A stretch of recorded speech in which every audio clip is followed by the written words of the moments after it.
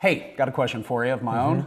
Which one do you prefer most? Compliments or insults? I prefer compliments. All right, good, because I got one here for you, okay? right. It says, thank you, Pastor Rick, for your sound Bible-based messages. That's Okay. always a good thing as a pastor, right? Yeah. Here's the question. Last week, you shared the experience of a woman you greatly admire. Her spouse was depressed and refused help, counseling, so forth. He would not get a job and help support the family. Okay, here's the question. How does enabling play into the response of this woman's choices in that relationship? Yeah, this is a good question, and it's somewhat of a thick and nuanced question and answer here. And if you're curious about what she's referencing, week 5 of the Conquest series, I think that was the third weekend of May that I gave that. And so you can't just go look at last week's message whenever someone's watching this. This is week 5 of the Conquest series. And so when someone is battling mental health issues, sometimes it's just a challenge to know how much responsibility should I put on them for their choices. So I think that's a beginning attitude of grace. What was going on? It was a young married couple, and he was battling severe depression and was even suicidal and attempted suicide. And when he wouldn't work, she had a job and she paid the bills. And that's not enabling. That's just responding to the demands and the needs of reality.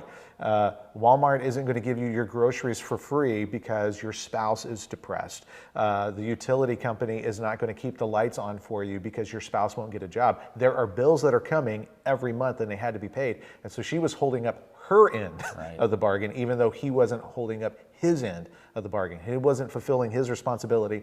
She was fulfilling her responsibility. Now, it didn't stay that way forever. Their marriage eventually dissolved because he was guilty of abandoning her and breaking his promises to her. If you want to know more about that story, go back and watch the message. Now, here's a key feature. You got to let me know if this makes sense. Here's a key feature of enabling someone.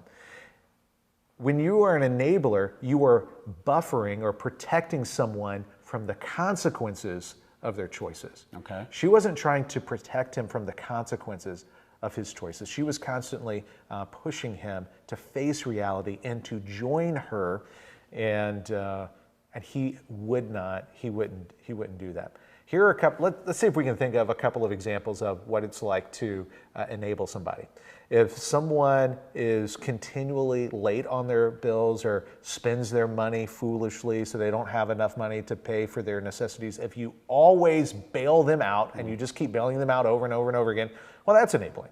If you have kids and let's say you have a high school freshman and he or she is not getting up in the morning and they're constantly running late and you have to run down there and get them up and make sure they have all their stuff together and they miss the bus and you're driving them to school, well, you're enabling. Just let them experience the natural consequences of their choices.